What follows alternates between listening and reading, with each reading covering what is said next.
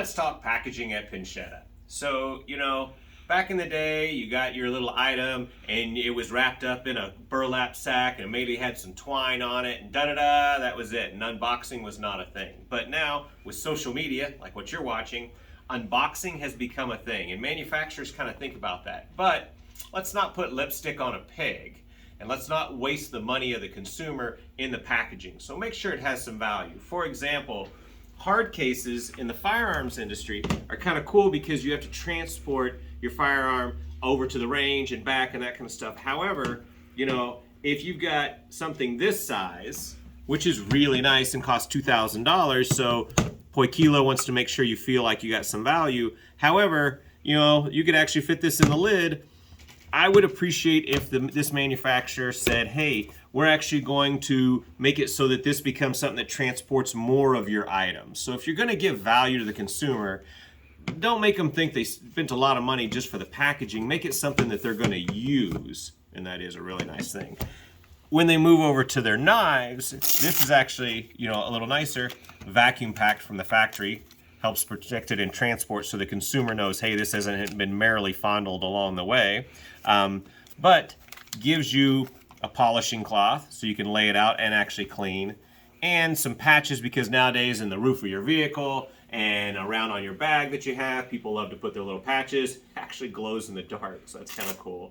So here, the customer thinks, all right, this is stuff that I can actually kind of make use of, and I can have this and decorate other items because, hey, if you're a manufacturer, let them market for you also. And differentiating the product when you move over to something that's a little different, they have it match up with one of the patches. So you get the uniform patches that come across, but then you get an additional patch. Helps us as the retailer know, hey, what's going to be inside this. Makes the customer be able to differentiate, hey, I got my little chameleon and he's got his cool little toy there. Then you move into, these are companies that are a little bit bigger. You can be a small company. If we go all the way down over here into somebody like Acid Works, well, this is not their primary income. This is passion project. And you can see hand stenciled, spatter painted on the box. Gives you your cloth. Again, puts the name, hand done. Paul makes his own boxes, burns into the wood, puts the magnets, hand carves out so that the customer, this is your unboxing experience. But when you're at a $1,200 item that's all hand assembled, this becomes something where the customer says, no, this matches up to the value of what I'm getting. And I've got a pocket sheath, makes it a lot easier to carry. I've got my cloth for wrapping it up. My wood box that can go on the shelf and just be a ton of fun to let it rest in.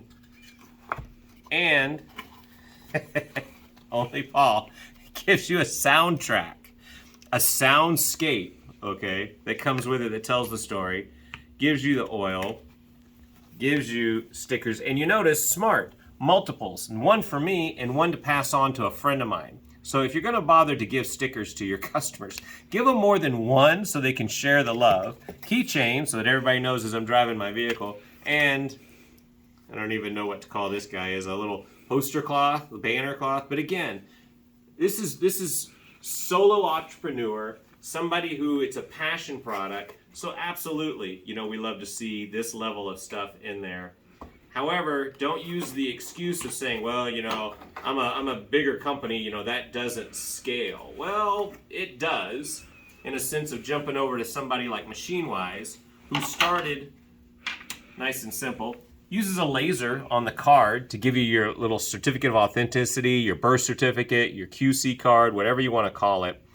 Little slots as like a little takedown box. Make it easy for them to get it out of there with a little finger hole, okay?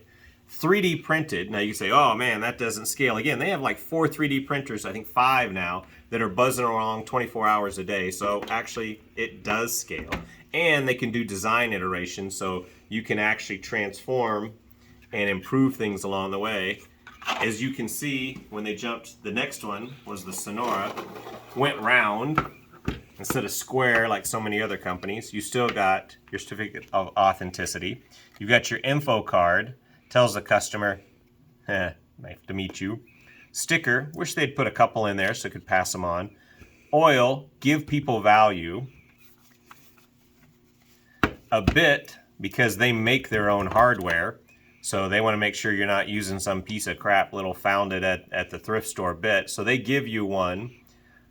And then remnants from the manufacturing process, when they make the bolster, it's brass on a brass one, you get a brass coin. Instead of throwing that away, it's kind of a sustainability thing. They say, well, let's give it to you and make it part of your challenge coin.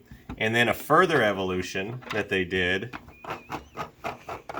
on the Mojave is they said, well, we gave you the bit, why don't we actually give you the tool to be able to manipulate? And this is torque rated, that's pretty impressive.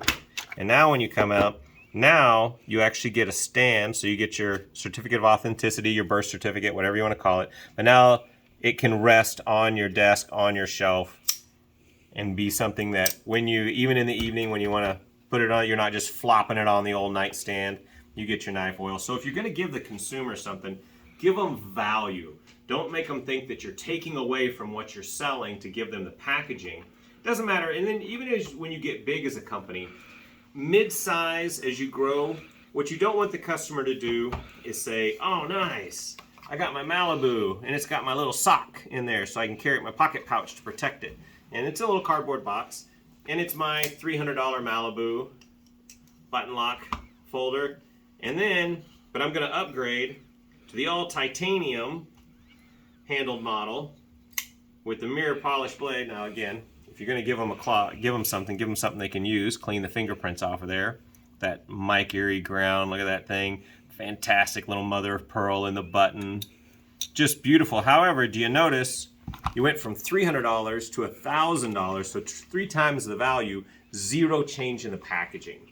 So if I'm the customer and I love ProTech and I got my Malibu and now I'm ready to step up in life and get my titanium Malibu, but I didn't even get a 1% increase in value. So would prefer that a company say, yeah, we're going to kind of reflect the value of the product a little bit in the packaging, but because there's got to be some room in here.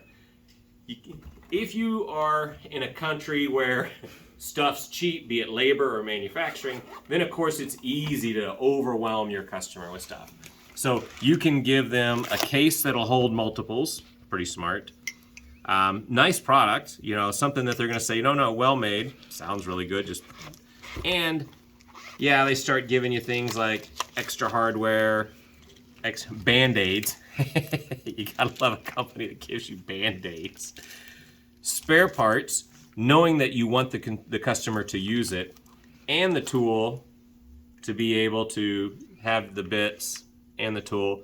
But this obviously comes from a country where manufacturing cost is a lot cheaper, and a cleaning cloth in here, and little cards. I haven't even opened this whole thing to know what all the fun is that's inside here. So you get, ooh, that just has a really nice feel to it.